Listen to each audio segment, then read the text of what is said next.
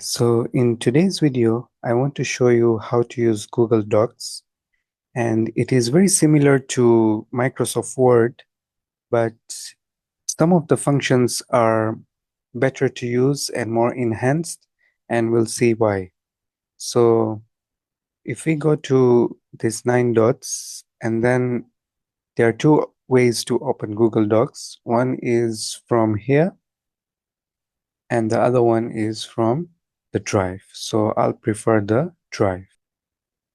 So once you click on the drive, as we saw from previous video, that it's best to go to My Drive, and then from here you can press New and then come to Google Docs. So that will open a new file.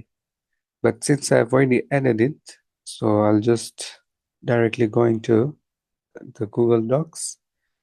From here, we will see the menus that you can use, and again, as you practice, hopefully you'll become better in that. So the first menu that we see here is the file. In this, we have many options. Usually, you would not need to use this one unless if you're opening a new file, or if you have an existing file, then you come here, or if you want to make a copy. Again, sharing, I would suggest to do directly from the drive. So also we don't need this. Yes, you can email this file, but a better option would also be to download it in different formats. Usually people download it in PDF format. You can rename the file directly from here, or move it, or even delete it. You can see the version history. So again, the advantage of Google Docs is that you don't need to save it, and the versions are automatically also saved. You can also get it from here. These undo, redo are also available over here. So if you want to use as a shortcut, you don't need to come till here. Again, you can use shortcuts like Control A, which will select everything. So for example, if I press Control A, it will select everything. In the View tab, you have the mode, the comments. Comments are also here. So as you're collaborating with other people, you can get all the comments, see them, and also reply them. Or if you just want to hide it, you can hide it for the time being when you're working on the document. These are the other options, whether you want full screen, you want to see the ruler bar, and which are also commonly available from here. In the Insert tab, you can insert images from different places. You can insert a table, depends on how many rows and columns you want, or a drawing will take you directly to, let's say, inserting a specific type of, let's say, shape, where you can even add the text. So we'll just look at it very quickly. This will be the tab, and these are the menus which basically you can also, almost similar, like undo, redo, and here you can add the various shapes, and this will add it to your document when you press save and close. So I'll just press Ctrl Z to undo this, or you can use undo and it will go away. So you can add charts also, but I think this would be most commonly used in Excel, or in this case, Google Sheets. So when we come to Google Sheets, we can look into these charts. You can add this horizontal line. There are also smart chips which add like a date, people.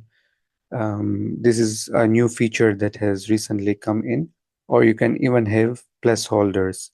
I'll not go into that because it's a bit advanced, but try using them. They are quite useful. You can also add a drop-down menu within your docs. You can have a footnote, and also in the building blocks, if you want a specific type of, let's say, format, for example, let's say if you want an email draft, so this would create, like you can draft an email and you can directly even go to preview it and send it from Google or your Gmail.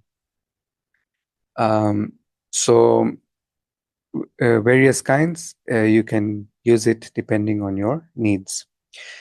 These special characters and equation basically for those people who, you know, the math lovers, they can use the equations, and it will open a menu where they can put in various types of, you know, like symbols.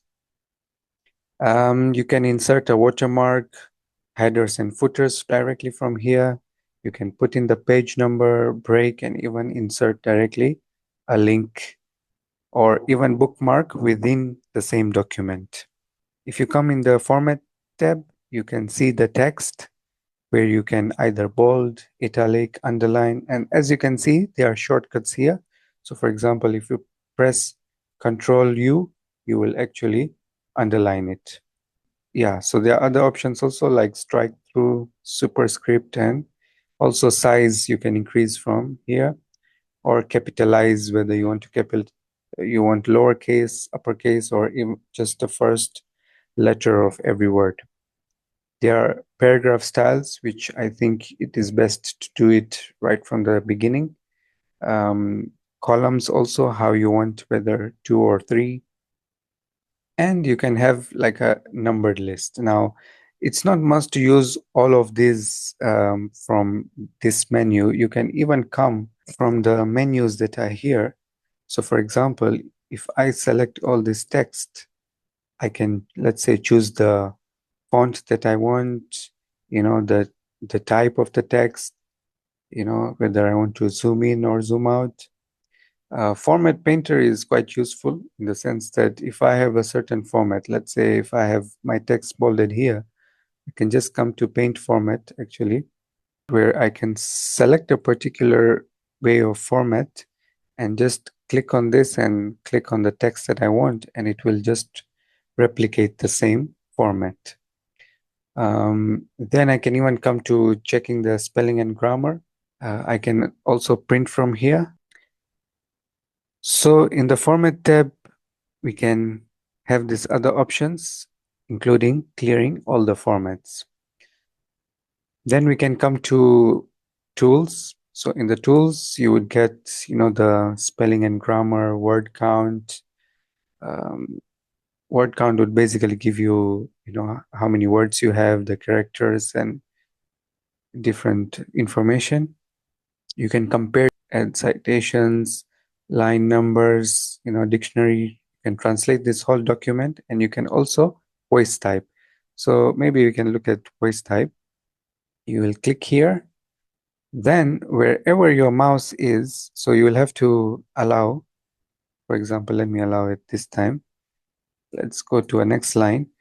And then once I press this, whatever I speak, it will just keep on transcribing. So for testing, we'll speak a few words, and as you can see, it is quite accurate. And once you want to end a sentence, you will give a command. For example, I will say period. So as you saw, when I said that, it actually put a full stop. Then I can click this, so it will stop the transcribing. And again, you can go to tools and you can have this whole document translated in a certain language of your choice. In the help, you can get the search menus, you can get training and different types of help that you may want to look into. But all in all, the main menus are here at the top. You can collaborate and have live meetings. You can see all your comments from here. And again, if you select this text and let's say come to these 3 dots, you will have more options, which we even saw here, but you can directly access from here. For example, let's say you want to increase the spacing. Or for example, let's say you want to add checkboxes. or make this into a numbered list. So different ways of formatting. Let's say you want to align and let's say justify. So you can do all of this. And if you are using Microsoft Word, most of these menus, you will be familiar with this. But the good thing about Google Docs is that you can easily collaborate and share this in real time. So I hope you find this video helpful, and we'll try look into Google Sheets in the next video.